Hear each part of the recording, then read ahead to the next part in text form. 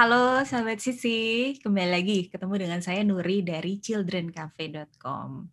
Sahabat Sisi masih dalam rangka menyambut Hari Ibu, masih dengan 2 orang tamu saya hari ini, yaitu, 2 orang ibu istimewa yang ingin berbagi mengenai pengalamannya menjadi seorang ibu. Tentunya mewakili jutaan ya bahkan puluhan juta ibu Indonesia yang hebat-hebat.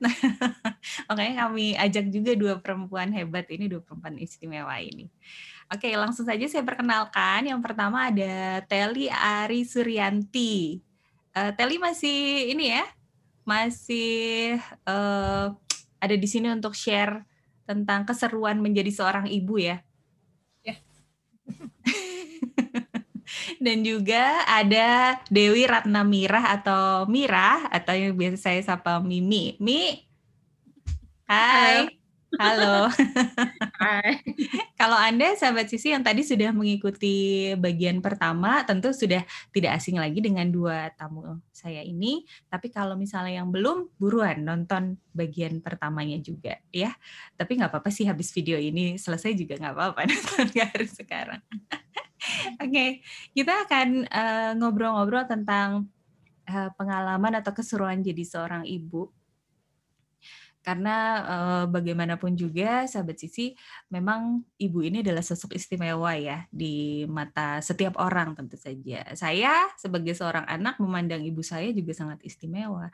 Tapi bagaimana sih seorang ibu memandang dirinya sebagai seorang ibu? Nah ini yang mungkin belum banyak digali dan hari ini kita akan share bareng tamu-tamu saya. Oke, kalau gitu mungkin bisa ceritain sedikit dong gimana sih Mbak Telly, Mbak Mira itu menggambarkan hubungannya dengan anak atau anak-anaknya. Boleh Telly duluan mau mulai? Silakan. Hubunganku dengan anakku, Ya. apa ya, karena kami 24 jam bersama terus kayaknya. Jadi memang deket banget. Dan I adore my son very much gitu kan. Jadi ya kayaknya karena dia memang punya gangguan dengan apa ya, relasi sosial, masalah dengan berteman. Jadi saya juga memposisikan sebagai teman gitu. Tidak cuma sebagai ibu tapi juga sebagai teman. Jadi memang main tuh main bareng seperti bermain dengan teman. Jadi role play saya adalah sebagai teman gitu misalnya. Seperti itu. Jadi ya itu ibu dan teman mungkin ya. Sebagai ibu dan sebagai teman ya. Iya. Berarti ya ibu sebenarnya dengan kata ibu sendiri semuanya udah lengkap ya. Ibu itu jadi dokter, jadi oh iya benar. Benar. Jadi guru ya.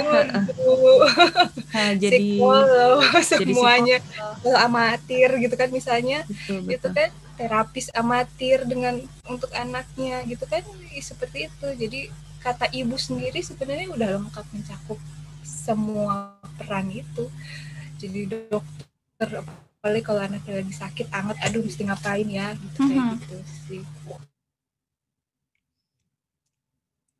Oke, kalau itu dari Telly ya. Jadi kita ada sedikit gambaran nih bahwa memang Mbak Telly ini hampir 24 jam atau bisa dibilang 24 jam bersama sang anak yaitu Kai.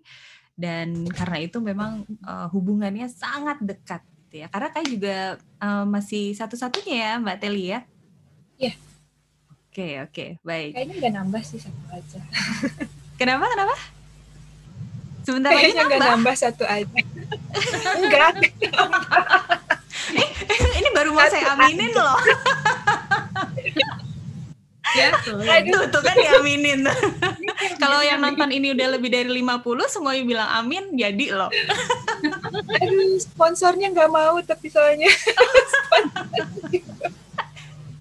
Satu aja katanya. Oke, baiklah satu aja. Oke, baik. Itu tadi dari Telly. Kalau dari Mira, dari Mimi gimana, Mi? Hubungannya sama anak-anak? Kebetulan anaknya kan 3 orang ya. Boleh diceritain.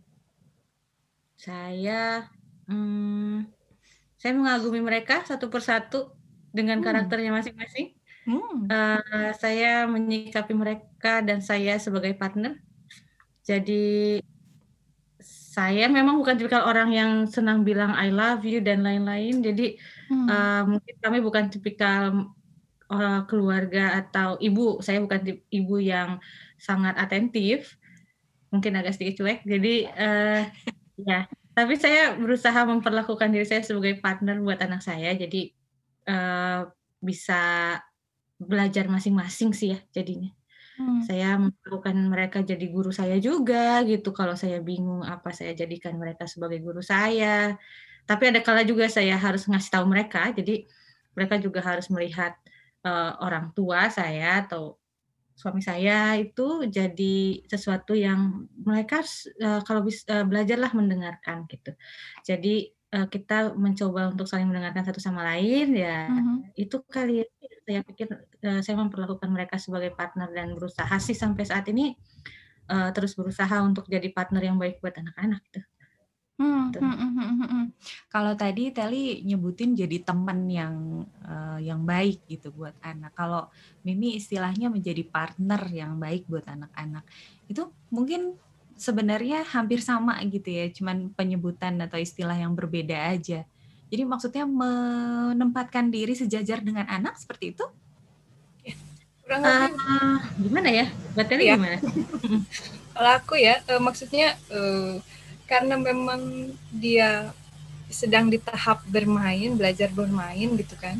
Jadi aku memposisikannya sebagai teman bermain gitu. Karena apalagi sekarang pandemi kan, itu sebenarnya termasuk tantangan juga kan, gimana caranya mengajarkan social skill di masa pandemi gitu kan. Iya betul. Gimana orang sekarang harus social distancing, ya bener itu. Nah apalagi anakku punya gangguan dengan itu, nggak bisa ngajak teman orang bermain gitu kan. Dia kalau ngeliat anak kecil aja kabur gitu kan, karena suara dan kemudian unpredictable-nya anak-anak kan seperti itu. Jadi dia agak-agak anti sebenarnya dengan anak kecil gitu.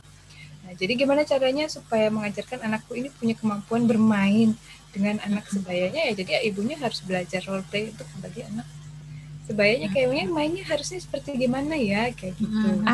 Gitu. Dan itu mungkin setiap periode usia kan nanti akan berbeda lagi kan ya, gitu. Iya. Jadi gimana caranya ibu memposisikan sebagai, ya itu partner sebenarnya lebih tepat kayaknya ya, partner. Jadi memposisikan sesuai usia anaknya, apa yang dibutuhkan oleh anak pada usia tersebut, kita bisa memenuhinya lewat jalan seperti itu sih. Kalau aku mah. Oke. Iya. Kalau Mimi? Ya, kalau Mira sih gimana ya? Kalau dibilang saya bisa berperan sebagai teman, saya belum bisa sampai saat ini. Terus terang. Jadi saya bilang bahwa saya bukan teman kamu gitu. Kalau anak saya gitu. Mama bukan teman kamu. Tapi kamu bisa cerita apapun sama mama karena mama akan menerima kamu apa adanya. Jadi mama tidak akan menolak kamu. Karena suatu saat teman kamu akan menolak kamu, tapi mama tidak akan menolak kamu dengan apapun yang terjadi. Jadi, tapi mama tidak akan selalu manis sama kamu gitu. Iya, saya nggak akan selalu manis sama kamu, tapi saya ada di samping kamu apapun yang terjadi. Jadi, apa ya? Itu sih yang saya definisikan sebagai partner. Jadi, suatu saat kedudukan kita akan selalu fleksibel. Kamu ada saya orang tua kamu, belajarlah mendengarkan saya, tapi saya juga orang tua yang saya juga bukan manusia orang tua yang sempurna, jadi saya akan berusaha keras buat mendengarkan kamu gitu. Jadi itu sih pengertian definisi partner buat Mira sih ya gitu. Karena terus terang saya belum pernah bisa menjadi teman mereka ya, istilahnya kalau yang saya definisikan sebagai teman adalah yang asik-asik aja gitu ya, gitu. You never have a problem with your children whatever they are doing. Tapi kalau buat saya, you have a problem with me if you do something that I don't like. Jadi ya ya terus terang saya bukan teman kamu. Jadi saya bilang begitu sama anak saya. Jadi Jadi dari awal tuh memang udah artinya sudah ditekankan, udah diberi batasan gitu ya. Ada hal-hal yang waktu mereka agak lebih dewasa gitu. Mira sih ya bilang bahwa apalagi ketika anak saya remaja, saya bilang, Mama bukan teman kamu, jadi kamu belajar untuk bicara yang baik sama orang tua kamu. Begitu juga sama waktu dengan Kanaya, begitu Kanaya sudah masuk usia 3 tahun, saya bilang sama Kanaya, belajarlah bicara yang baik. Kamu boleh menjerit, silahkan menjerit, tapi belajarlah untuk kalau misalnya kamu butuh sesuatu, belajarlah bicara dengan baik gitu. Karena ya jadi dia belum ngerti sih sampai sekarang bicara yang baik gimana sih. 3 tahun ya. 3 tahun gitu. Tapi mungkin waktu dia nangis, menjerit-jerit, terus saya peluk, saya gendong, kamu kenapa? Kanaya kesel misalnya. Jadi, oh iya, tapi Mama nggak suka kalau Kanaya bicara terlalu keras-keras, Mama nggak ngerti. Kenapa sih? Karena Mama kan bukan jadi apa ya? Tapi waktu saya bicara sama anak saya yang lebih besar lagi, saya terus terang bilang, Mama belum bisa jadi teman kamu gitu. Jadi dan sepertinya bukan teman kamu, ya Mama bukan teman kamu. Jadi ya kita bicarakan dengan cara yang lebih sesuai yang mana ya gitu sebagai partner gitu. Itu sih yang saya definisi. Iya. Sebenarnya jawabannya Mira cukup menarik ya gitu, karena sekarang justru saya sering mendengarnya, saya menempatkan diri sebagai teman, artinya teman dalam hal anak boleh berekspresi, boleh mengemukakan pendapat apapun gitu ya, kami juga akan mendengarkan gitu. Orang tua bukan satu-satunya penentu dalam keputusan-keputusan gitu kan, banyak sekarang orang tua yang seperti itu. Dan terus terang saya sebagai orang psikologi sih sebenarnya senang-senang aja ya dengan hal yang seperti itu gitu, karena artinya orang tua sudah lebih concern dan peduli dan menyadari bahwa anak-anak itu juga individu terpisah gitu yang juga punya pendapat sendiri gitu. Cuman apa yang tadi disampaikan Mimi itu juga benar ya, ada benarnya juga ya gitu. Artinya peran orang tua tuh tetap ada gitu, bahwa apalagi itu tadi ya Mbak Teli mungkin setuju yang pas Mimi bilang saya bukan teman kamu, tapi saya nggak akan pernah ninggalin kamu gitu. Kamu bisa cerita apa aja ke saya gitu. Nanti pas kamu besar mungkin teman-teman kamu akan ninggalin kamu, tapi Mama enggak. Oh itu ini banget Mi. Kena banget. Ya karena gimana ya Nui, ada kalanya anak juga harus belajar, apalagi zaman sekarang ya. It's really free. Ya nggak sih? Karena freedom itu didefinisikannya berbeda sama waktu kita di usia kita, ya nggak sih? Eranya beda. Jadi ada semacam boundaries yang dilewatkan sama anak zaman sekarang, yang akhirnya jadi menurut saya sih agak salah, bukan salah ya, agak ada yang miss gitu dari pendidikan yang sekarang tentang respect gitu. Jadi dan menurut saya sih pendidik di rumah itu adalah tempat yang tepat buat kita mengajarkan anak tentang respect sama orang. Jadi kalau misalnya role play itu di dalam rumah itu penting banget gitu loh, untuk menempatkan bahwa you have to learn to speak nicely. Misalnya ya, atau kamu punya pendapat silahkan, tapi bicarakan dengan baik. Itu kenapa? Karena saya orang tua kamu misalnya. I'm not your friend. Kamu nggak bisa bilang, kamu kok gini gitu ya. Ke orang tua nggak. Kita juga belajarlah untuk bicara yang baik. Nah, mungkin itu yang menempatkan saya jadi akhirnya saya bukan teman kamu gitu. Oke. Iya. Jadi point of view-nya menarik ya ini ya. Teli, kalau misalnya tadi mungkin mau nanggapin sedikit tentang yang disampaikan sama Mimi, gimana? Yang pada saat dia menekankan ke anak-anak, ya itu tadi, saya bukan teman kamu, tapi kamu bisa cerita apa aja ke saya. Memang ada beberapa budaya juga yang kayak begitu kan. Sebenarnya tinggal gimana kita sudut pandang kata teman itu, memaknakan kata teman itu kan macam-macam ya, nggak cuma dari satu sisi doang kan, ada banyak sisi gitu. Dan menempatkan diri sebagai orang tua saja dan tidak menjadi teman itu pun yang nggak masalah kan, seperti itu. Terus untuk belajar tentang mengajarkan tentang respect itu memang benar banget, memang harus di rumah. Karena mungkin memang beda budaya, beda cara kan ya memang. Ada yang menganggap kalau teman itu artinya harus sejajar dan bahkan respect itu udah hilang gitu. Padahal bisa juga meskipun teman, ya kita harus belajar menghargai teman gitu. Bicara dengan baik itu nggak cuma kepada orang yang lebih tua, tapi juga kepada teman gitu kan. Seperti itu. Bicara yang baik, sopan dan segala macam. Nggak cuma yang kepada teman yang seumuran, tapi yang di bawah usia juga kan tetap harus belajar menghargai yang lebih muda gitu kan. Betul.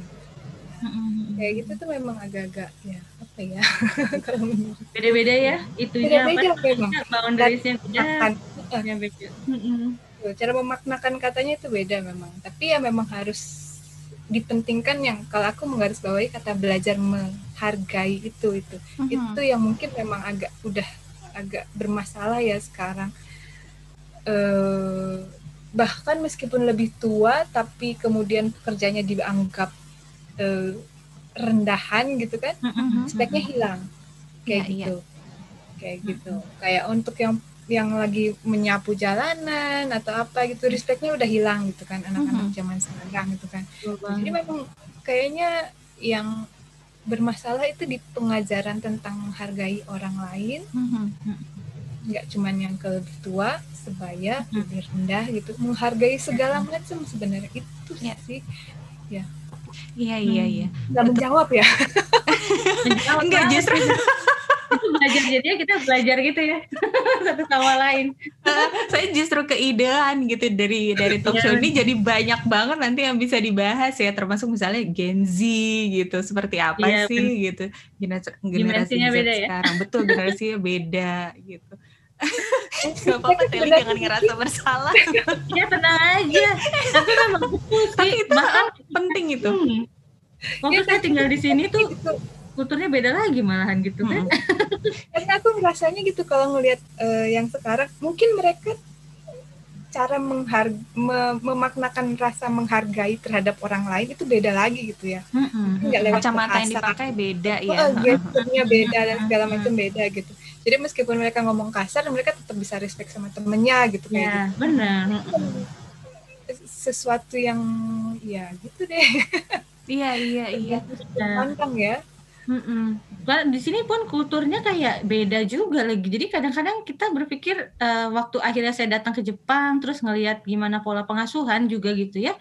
Ya gimana sistem amae dan lain-lain itu ternyata berpengaruh sampai mereka besar. Jadi akhirnya saya juga berpikir, ternyata memang akhirnya betul kayak seperti yang kalau kita Muslim kita bicara soal bahwa keluarga adalah pesantren ya nggak sih, tempat intinya dari pendidikan ya, itu di beberapa ya kultur itu memang betul ya gitu. Jadi emang kesempatan kita ketika kita masih punya anak kecil itu bagian dari kita mengolah ilmu itu ya nggak sih gitu, ilmu tentang gimana kita memperlakukan diri kita untuk anak ya, gimana ya gitu maksudnya. Iya.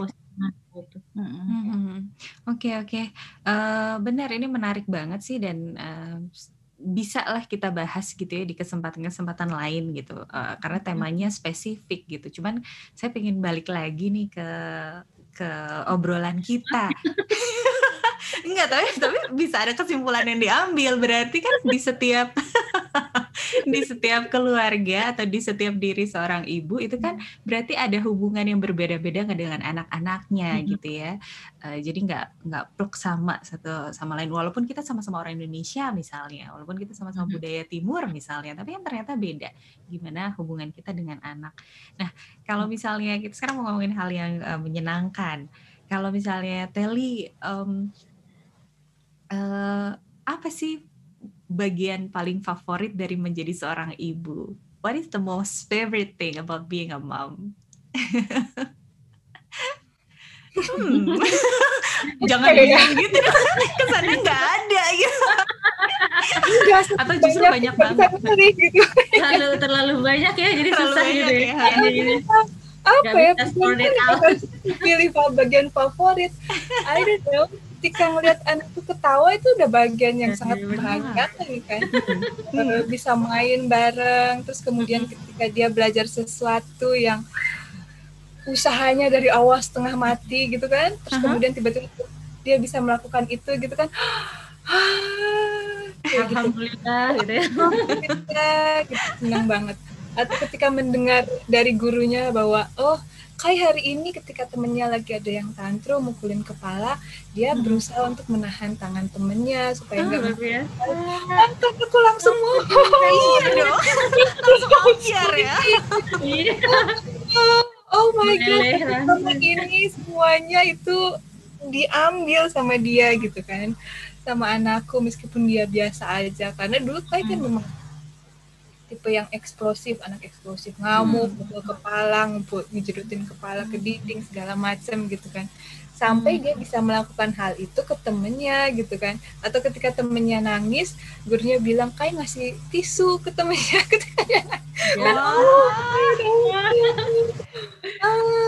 Itu tuh momen-momen favorit, itu termasuk favorit banyak berarti kan. Banyak banget. Gitu. Jadi selama ini ketika aku ngajarin apa gitu, dia serap gitu, dia ambil gitu kan ya. Itu sih. Ada nggak yang terakhir nih yang masih keinget banget gitu, yang baru-baru ini aja gitu, yang bikin Tel itu surprise banget gitu, aduh I'm so happy gitu tentang Kai? Karena karena perjalanan Kai itu panjang ya, jadi I always celebrate every little things gitu. Jadi nggak ada yang besar banget, nggak ada yang kecil banget, semuanya sama, semuanya di-celebrate gitu. Dia bisa melakukan itu, dia bisa melakukan itu. Dia bisa nyanyi lagu anak aku ketika ujian, dia bisa nyanyi dengan agak lancar gitu, dengan meskipun lidahnya agak-agak cadel, nyanyiin lagu aku anak Indonesia, nggak pakai tantrum, nggak pakai drama gitu kan. Itu juga luar biasa. Gitu, jadi I always celebrate little things itu gitu. Jadi kalau dibilang pilih satu favorit, aduh ya banyak banget. Kalau dibikin daftar bisa top 100 gitu ya. Dia bisa bikin itu, oh wow hebat sekali anakku, dia bisa ini, oh wow hebat sekali anakku, jadi gitu sih. Ya. Nggak bisa ya, favorite nggak bisa ya. Jadi ibunya. Oke. Banyak banget. Jadi orang tua itu sebenarnya anugerah. Makes you become a better person ya, kalau menurut. Ya benar-benar. Oke, nice. Mi, gimana Mi? Apa ya, semuanya sih ya, begitu anak lahir, untuk tahu sehat itu enjoyment buat aku. Terus untuk tahu anak apa ya, bahkan udah bisa ngumpul di satu kamar, cuman tiduran aja, itu joyful moment sih ya. Iya. Itu joyful moment banget. Terus misalnya minggu kita cuman goreng kentang, sosis dan lain-lain, dan semua anak-anak datang ke meja makan dan kayak semut semuanya habis dalam 5 menit, sedangkan kita masaknya setengah jam misalnya kayak gitu. Iya. Itu nyata kok, itu real. Itu capek tapi bikin mamanya bahagia. Jadi ya I really wish that it will last forever. Tapi itu nggak mungkin ya nggak sih. Jadi karena anak-anak akan tumbuh terus. Jadi enjoyment-nya ya bahkan mereka masak dan tergantung sama makanan saya aja udah itu joyful moment sih buat aku sih. Itu aja. Tapi benar nggak sih, maksudnya masakan ibu tuh biasanya memang yang paling enak buat siapapun gitu, buat lidah anak-anaknya, ya nggak sih? Ya benar banget. Semoga sih begitu. Anakku selalu ngabisin makananku. Kalau Kai mungkin nggak berkomentar ya Teli ya, mungkin nggak komentar tapi abis makanannya ya gitu. Itu bahagia ya Mbak. Sekali lagi dibikinin. Jadi biasanya kalau bikin sarapan itu kan itu untuk berdua gitu. Karena suamiku di luar kota itu sama 2 minggu terakhir itu kan. Jadi kemarin itu lagi bikinin pancake, terus kemudian ditinggal, oke, Mami mandi dulu ya, Mami mandi dulu. Nanti kita habis mandi baru kita sarapan karena dia udah mandi duluan. Gitu. Begitu keluar piringnya udah di sink, udah dicuci sama dia. Mandiri banget, terharu. Itu manis sekali, tapi kok kamu gak nyusahin emaknya ya? Aku suka banget ya. Iya, seneng ya kalau kayak gitu. Asli, seneng banget. Mami gak disisain, but it's good. Itunya sukanya. Terus dia bilang polosnya gitu ya. Yummy for your tummy. Iya benar. Tapi gimana ya, kayak gini ya. Aku punya anak udah remaja, 13 tahun kan. Dia udah TK, SD, SMP dan lain-lain. Jadi pas ngelihat dia udah lega, ngelihat dia ada di dalam titik, oh dia selamat, sehat untuk mencapai SD, TK dan lihat dia tumbuh aja tuh rasanya happy ya. Nggak terbayar, walaupun ya pasti susah sih waktu dia menghadapi kayak sekarang hormon dia jadi ABG itu kan nggak gampang ya buat seorang ibu gitu, apalagi perempuan gitu kan. Apa ya, naik turunnya sama kayak mamanya gitu ya, PMS-nya gitu. Iya, jadi pas ngelihat dia, hai aku sudah lulus gitu kan, udah dapat sertifikat sekolah atau apa, bukan masalah dia apa ya, dapat nilai tertinggi sih, it's a bonus sih kadang-kadang ya gitu. Tapi untuk ada di sebelah dia dan kita masih ada di dia aja gitu, udah gimana ya, happy sih buat aku. Nggak tahu sih, ya itu aja sih. Untuk ngeliatnya tumbuh aja happy gitu. Iya. Pasti selalu keinget kalau lagi momen-momen kayak gitu, keinget ya ampun dulu pas masih bayi kayak gimana, sekarang udah sebesar ini anakku gitu. Iya. Sering nggak sih ngerasa TK aja gitu? Sering nggak sih ngerasa misalnya, aduh bentar lagi gede nih, aduh bentar lagi nikah nih misalnya gitu. Iya, itu bagian paling sedih itu.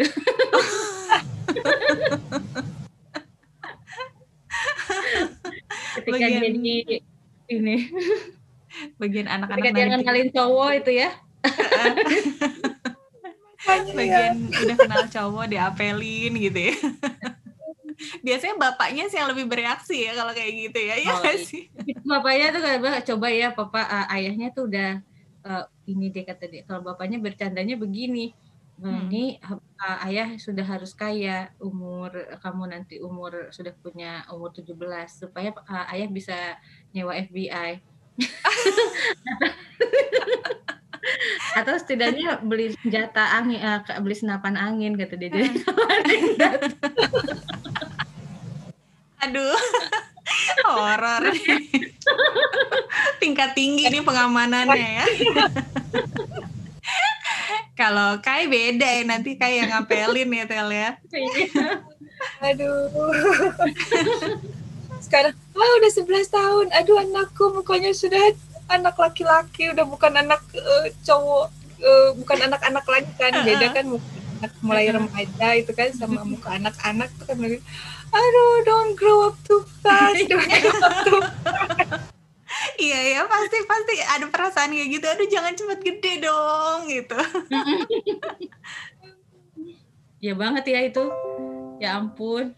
Iya banget ya. Aduh, jangan gede, cepet dong. Kalau ini karena kami punya ada anak ketiga, ini masih 3 tahun ya gitu. Rasanya mau ngelihat dia, atuh deh, jangan gede, jangan atau gancang-gancang ting, gede atunya.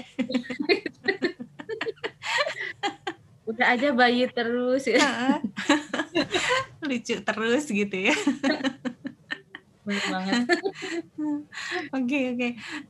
Tali mau nanya dong, kalau misalnya tadi kan hal-hal yang paling paling enjoyable, paling menyenangkan gitu. Kalau paling surprising gitu, paling mengejutkan gitu, misalnya ini nggak sih momen-momen yang ternyata gini ya, kok bisa sih kok ya gitu ya. Pengalaman yang dirasain? Surprising dalam bentuk positif? Bisa? Apapun? Banyak sih. Seperti yang aku bilang sih, I live in a moment gitu kan. Jadi dan I always celebrate little things gitu, apapun itu. Jadi ketika dia aduh dia bisa ngomong ini, oh dia bisa gitu, terus kemudian tiba-tiba dia bilang out of the blue, waktu dulu pernah I love you mami, terus kemudian sambil buka oh out of the blue ya, tanpa ada dan it's okay, baiklah. Jantungku nggak kuat. Itu pasti heartwarming banget sih. kayak gitu sih. Jadi banyak banget ya kalau bisa dibilang semuanya yang dia lakukan yang kemudian melewati ekspektasi gitu. I always celebrate that in that moment gitu kan. Gitu. Terus ya udah banyak banget berarti kayaknya. Jadi kalau bilang yang surprising banyak, yang happy banyak, semuanya banyak. Jadi selalu melihat yang positifnya gitu, selalu yang itu. Mungkin salah satu yang surprising itu yang ketika dia gurunya cerita itu yang benar-benar oh anakku bisa begitu di luar ternyata. Iya. Kali aku mau nanya dong, apakah jadi gini, do you set expectation for Kai gitu? Maksud aku, apakah kamu kan melihat segala sesuatu yang dia capai itu sebagai sebuah hal yang harus dirayakan gitu? Apakah itu karena sebenarnya Telly nggak set too much expectation gitu ke Kai gitu, sehingga apapun yang dia raih itu wow gitu, that's very surprising, that's very enjoyable dan sebagainya. Sebagai orang yang insecure itu justru setting goal itu justru banyak banget. Oke. Ketika baru lulus dan kemudian ikut online course segala macam, itu aku tipe yang bikin bahkan programmingnya itu detail banget gitu. Tapi itu sungguh melelahkan jiwa kan ya. Kalau bikin itu terus, ketika kemudian ini yang masih kurang nih, ini yang itu, terus kemudian anaknya lama-lama jadi bete karena dia nggak bisa, dia sendiri itu nggak bisa mencapai itu gitu. Terus kemudian kayaknya aku lagi nggak mood, terus kemudian kayak dipaksa gitu kan, kayak gitu. Ya. Red and what? Sorry. It's okay. Red. Nah. Seru lagi banget ngobrol sama Kaya Mia. Nggak apa-apa. Oke, baik. Ya, jadi tadi sampai mana aku? Aku lupa. Ya, anyway. Jadi ketika semua itu detail-detail itu terus kemudian dia ngerasa kan, anak ini kan dia sensitif ya sama ekspresi orang tua, ekspresi lawan bicaranya sebenarnya. Jadi saking sensitifnya bahkan jadinya overload gitu. Makanya kemudian dia bermasalah dengan kontak mata dan segala macam gitu kan. Karena begitu ngelihat muka orang terlalu banyak informasi yang diterima dan kemudian untuk beberapa anak tertentu dia bisa jadi overwhelmed dan kemudian meltdown gitu. Jadi ketika dia ngerasa emaknya bete, dia ikut bete gitu kan, kayak gitu. Oke, jadi itu yang harus di-deal pertama. Gimana cara meng-set expectation supaya tidak kemudian menjadi beban buat diri sendiri dan buat anak gitu. Expectation pasti ada. Expectation jangka panjang, expectation jangka pendek, expectation dalam satu hari atau dalam satu minggu, misalnya 1 bulan gitu kan, kayak gitu. Tapi kemudian setelah berjalannya waktu, proses belajar, gimana caranya kita bisa lebih santai menjalani itu gitu, prosesnya itu, dan menghadapi si expectation itu. Kalau misalnya hari ini nggak tercapai, ya oke, kita bisa pindah jadi besok, bisa jadi lusa, bisa dipindah jadi kapanpun gitu kan. Yang penting anak tangganya terlewati sedikit demi sedikit, pelan-pelan. Yang penting konsisten terus, jalan terus kayak gitu. Itu yang kemudian juga membantu untuk ketika sedang mempertanyakan am I doing the right thing gitu kan, seperti itu. setidaknya kita sedang berjalan di pola jalan yang sudah kita set gitu. Pelan-pelan. Kalau bahasa Jawanya apa ya? Alon-alon asal kelakon. Asal kelakon, kan? Iya. Penting konsisten. Begitu iya, sih. Iya. Gitu sih aku. Iya. Aduh, ini banget ya. Keren banget ya, Mi ya. Kalau menurut aku gitu. Jadi memang akhirnya berdamai dengan diri sendiri yang tadi misalnya set ekspektasi yang tinggi gitu ya. Terus melihat juga kemampuan anak seperti apa gitu kan. Kemudian akhirnya kita juga menyesuaikan. Dan ini mah bukan sekolah gitu ya, nggak ada kurikulum yang harus dipenuhi 1 semester harus udah selesai gitu. Anak harus mencapai ini kan nggak gitu ya. Jadi betul. Tapi memang benar-benar kata-kata live in a moment itu penting banget ya. Jadi kita berpikir dalam span yang kecil. Jadi kita bicara soal evaluasi juga nggak sih? Jadi dalam saat itu jadi kita juga ngevaluasi, oh ternyata dia belum siap atau oh ya ini ya, nah next time apa yang harus kita lakukan ya guys dengan live in a moment itu ya. Live in a moment, betul banget. Mi, nyambung lagi kalau di anak-anak kamu sendiri apa the most surprising things gitu? Yang lucu-lucu juga boleh, misalnya yang mengagetkan yang tidak disangka-sangka. Aduh, tiap anak ada karakternya masing-masing ya. Jadi kalau anak saya yang pertama itu emang anaknya taktis sekali gitu. Anaknya taktis, mungkin di awal pace-nya memang agak lama, tapi dia cukup pintar membaca situasi. Jadi once in a while kami menyadari dengan sangat bahwa kami tidak mengajarkan dia berbahasa Jepang dengan baik. Jadi dia tidak punya guru berbahasa Jepang di rumah gitu. Suatu saat dia ngasih surat dari sekolah, dia bilang bahwa dia masuk ke dalam national one of the best national writer. Ya, yang masuk ke jurnal nasional. Wow. Cerpen. Iya, jadi saya kaget gitu ya. Oh, kok bisa dia yang dididik dalam rumah yang bahasanya multilingualnya tanggung-tanggung, gitu ya, istilahnya gitu ya. Berbahasa Inggris juga not that fluent, tapi juga berbahasa Jepang juga kami tidak sempurna, jauh banget dari sempurna. Juga tidak berbahasa Indonesia dengan baik. Tapi anak saya bisa itu gitu loh, masuk ke kategori itu gitu. Itu bikin saya malu sebenarnya sih. Kalah nih ibunya. Malunya tuh kok saya semangat belajarnya kurang banget ya. Anak saya luar biasa bisa belajar seperti itu gitu. Nah, itu anak saya yang pertama. Anak saya yang kedua itu sensitif sekali anaknya, he's really shy. Dia kalau dengar suara suka gini, kaget. Nah, gampang kaget. Jadi kalau dia memang saya benar-benar membuat hidup jadi sangat humor gitu buat dia itu. Jadi dia pernah lomba lari juara 2, padahal dia memang slow pace banget, dia orangnya santai sekali gitu. Karena tiba-tiba dia di Undokai itu tiba-tiba dia juara 2 lari, 2 paling cepet gitu. Alasannya apa? Karena dia kaget ngedengar suara, terus dia lari tiba-tiba. Gitu. Masa nggak dengar suara apa pas startnya itu? Dor gitu ya. Dia kaget, terus dia lari cepet banget gitu. Yang itu bikin kami tuh bangga tapi ketawa-ketawa gitu ya, surprise. Wow, he can do it. Gitu. Terus bodor. Iya, dan surprisingly juga dia tuh orangnya perseverance aja gitu ya.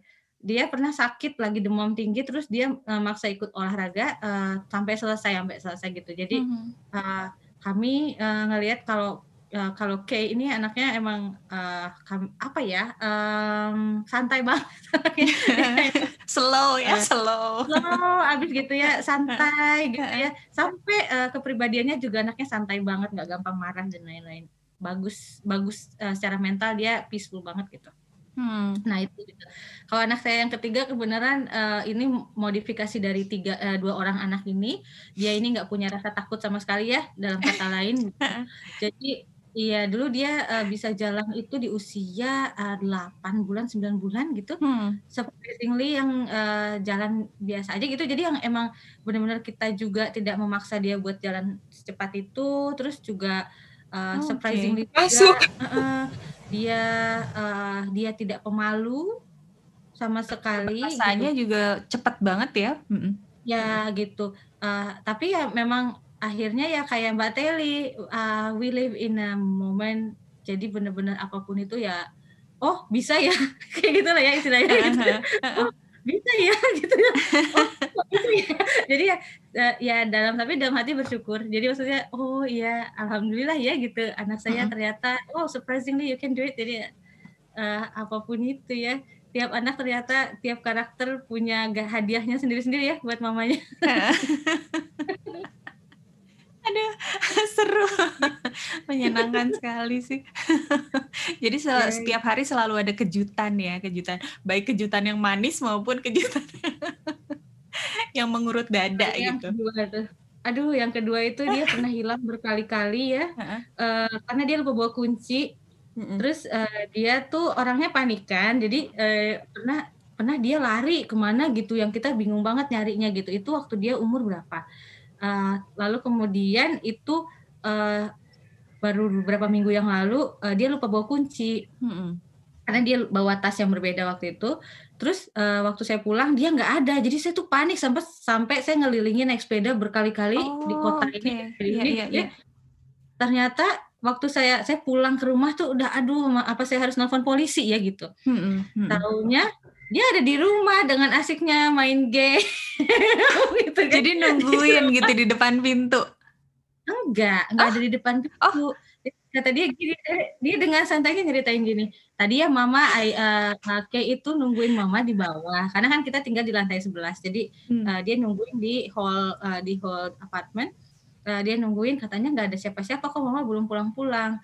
Jadi, asalnya dia mau kemana terus kata dia, terus ada nenek yang di situ nanya sama dia, "Kok di sini duduknya?" Kata dia kayak gitu. "Mama kok belum pulang-pulang, lupa bawa kunci."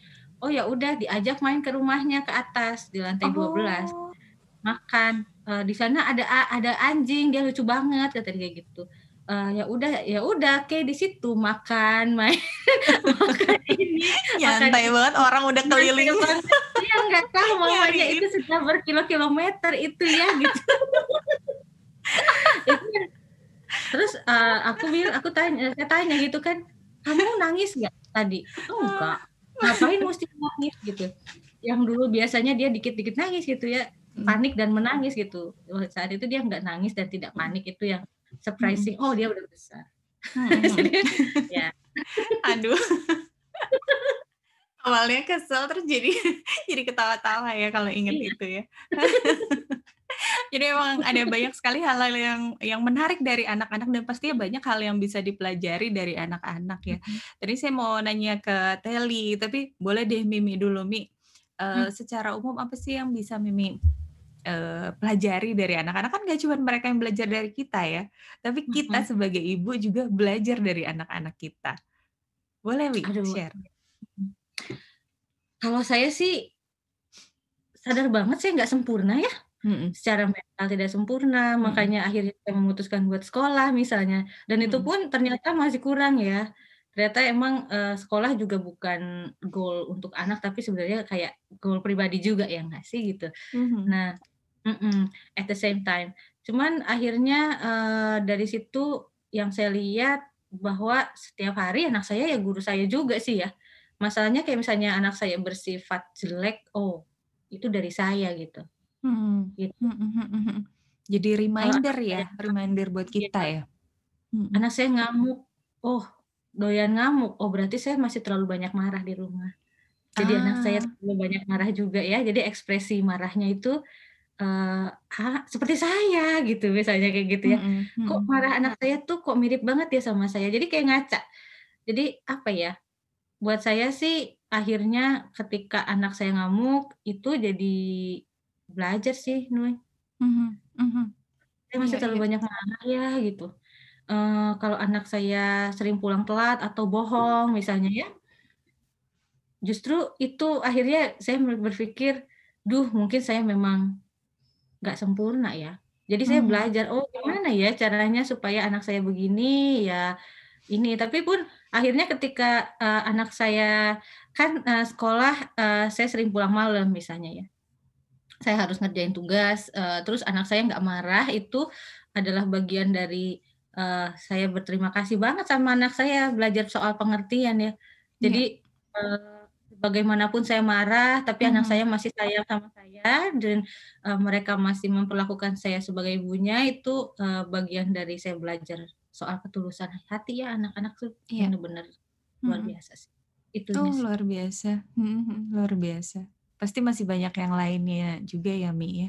Dan dari Telly sendiri juga pasti banyak hal yang bisa dipelajari dari Kai gitu. Apa sih yang bisa, kan nggak cuman anak-anak yang belajar dari kita ya, Tel ya. Kita juga belajar dari anak, dapat banyak pelajaran. Boleh sharingnya, Telly? Silakan. Kalau dari Kai itu lebih ke apa ya? Pertama, yaitu dia bisa terhibur untuk sesuatu yang sangat sederhana. Sesuatu yang kalau orang dewasa, apaan cuma begitu doang kali ya. Nah, kalau buat anak-anak, it's something special. Dia bisa ketawa, bisa bahagia cuma untuk hal-hal yang sederhana. Itu yang dipelajarin pertama. Makanya itu I always celebrate little things karena itu. Karena melihat prosesnya dari Kai itu juga kayak gitu kan. Jadi oke, why not? We celebrate little things. Untuk sesuatu yang cuman sedikit doang dia bisa bikin bentuk huruf J yang bagus sekali dari Play-Doh bentuknya. Terus kemudian dia bisa bilang J itu for jump, for joy, for jelly bean, for segala macam. Wah, happy. Happy juga kan. Kayak gitu. Jadi itu. Terus kemudian yang terutama itu yang memang tentang regulasi emosi ya. Karena kayak kan tipe anak eksplosif tadinya.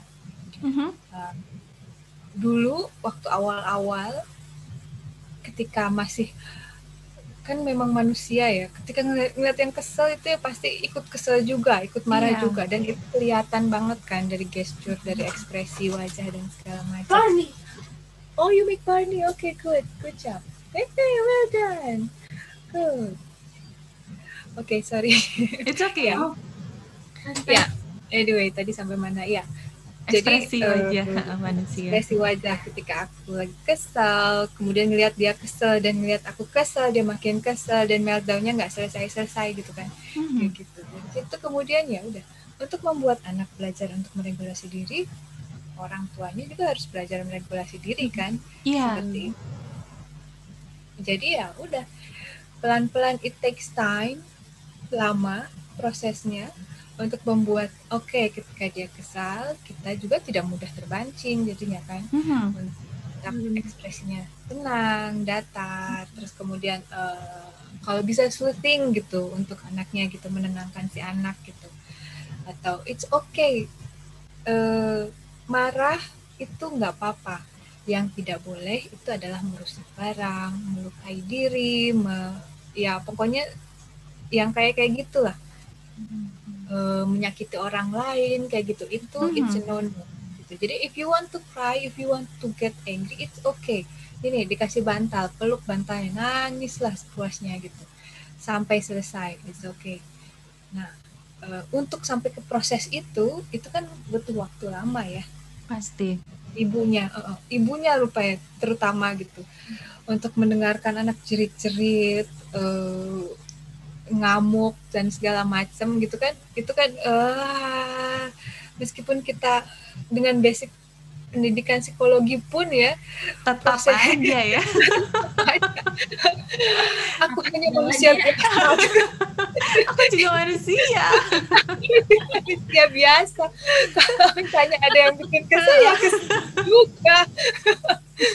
Tapi ya gitu ya.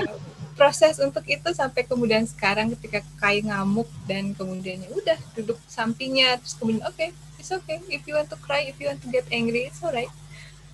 Get angry, cry, sampai selesai, sampai semuanya keluar emosinya, karena emosi itu adalah energi, jadi harus memang dialirkan, keluarin. Gitu selesai, ya udah happy lagi, selesai.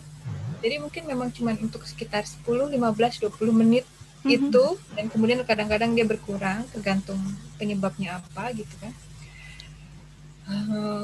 Di masa mendengarkan itu ya aku belajar untuk gimana caranya relaksasi, gimana caranya ngajarin kayak juga gimana cara untuk menenangkan diri sendiri kayak gitu. Itu sih.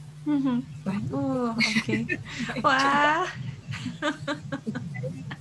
Iya, luar biasa ya pelajaran yang diberikan oleh anak-anak ini ke kita ya, sahabat Sisi. Anak-anak Anda di rumah juga pasti punya banyak sekali keistimewaan yang bisa sebenarnya kita serap ya, kita anggap sebagai pelajaran juga gitu untuk kita lebih baik.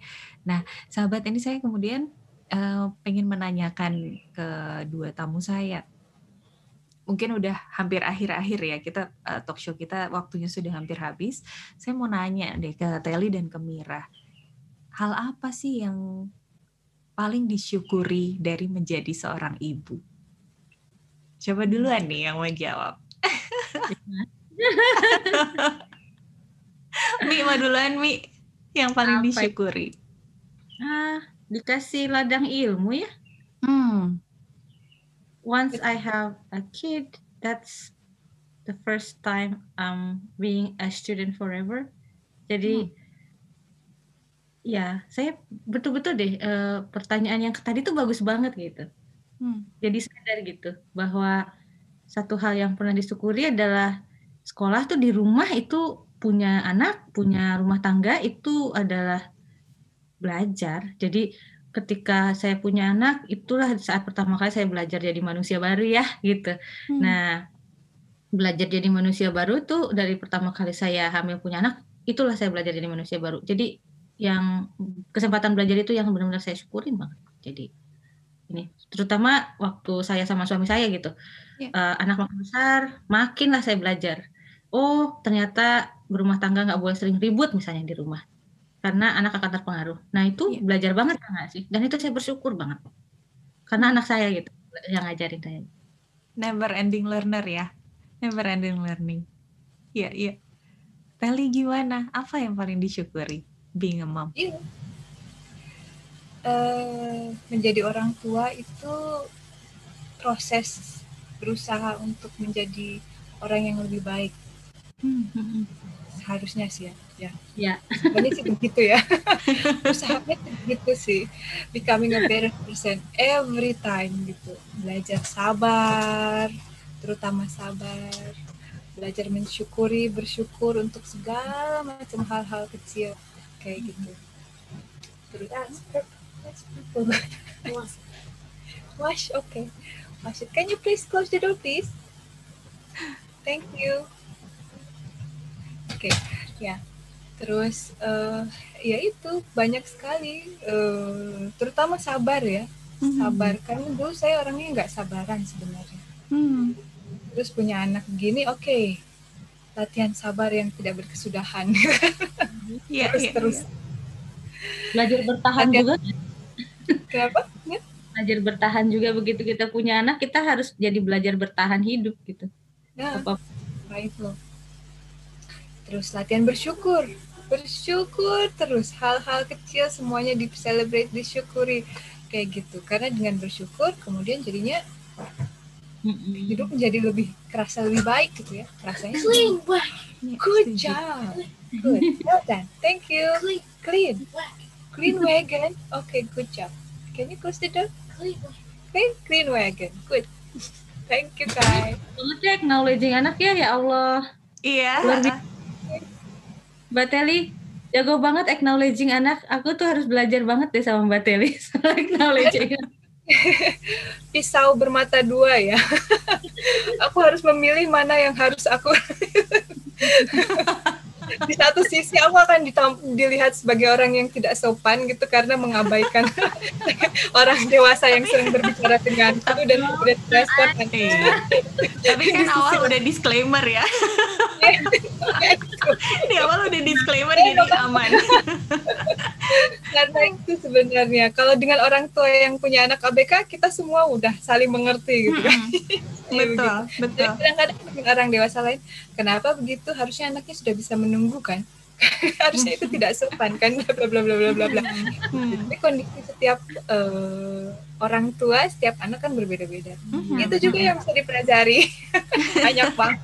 Banyak banget, nggak ada habisnya. Banget. Bagaimana menghargai orang tua yang ini ketika menghadapi anaknya, bagaimana menghadapi orang tua yang seperti apa yang ketika menghadapi anaknya, dan kemudian tidak berusaha untuk judgmental dan kemudian memberikan saran berdasarkan dengan apa yang menurut saya itu yang paling bagus. Kayak gitu. Iya, kita agree. 100%. Kenapa jadi nyambung sana? Saya pertanyaan bukan itu. Itu banget, erat banget kaitannya gitu, karena nggak sedikit gitu kan kasus sesama ibu gitu terus memberikan judgement ke ibu-ibu lain hanya karena perbedaan cara mengasuh anak misalnya dan sebagainya. Iya. Mbak Teli sekalian nyambung ya dengan pertanyaan terakhir saya. Nanti juga untuk Mbak Mira saya juga akan menanyakan hal yang sama. Ini sebenarnya tentang harapan, tapi mungkin supaya lebih gampang pertanyaan saya adalah bagaimana sih inginnya anak-anak itu nanti memandang ibunya, memandang Teli dan memandang Mirah gitu ya, sebagai ibu yang seperti apa gitu? Loving, penuh cinta, itu sih yang basic yang terus saya gitu. Mungkin beda ya tiap orang, yang jelas kalau saya setiap hari kayaknya entah berapa puluh kali ya saya bilang I love you, I love you, I love you. Jadi apapun yang dia lakukan, meskipun kemudian nanti saya juga marah, kalau saya bisa marah sama anak kalau misalnya dia melakukan sesuatu yang tidak sesuai gitu kan. Oke, Kai, mommy angry. Tapi saya marahnya diem. Beda, ada beberapa anak yang ada beberapa orang tua yang marahnya keluar kan, kalau saya marahnya diem. Oke, Kai, mommy angry. Terus kemudian Kai bla bla bla bla, konsekuensinya ini.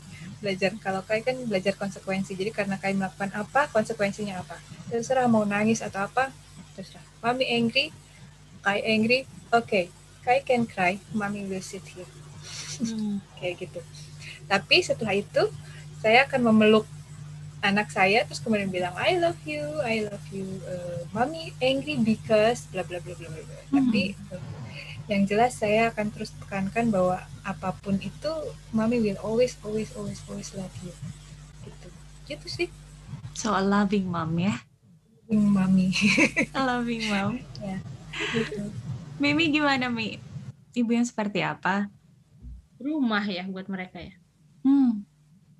Jadi mereka ingat mama, ibu itu rumah. Jadi apapun yang terjadi, mama itu, ibu kamu adalah orang yang dimana kamu bisa pulang kapanpun itu. Whenever what you feeling, whenever whatever. Jadi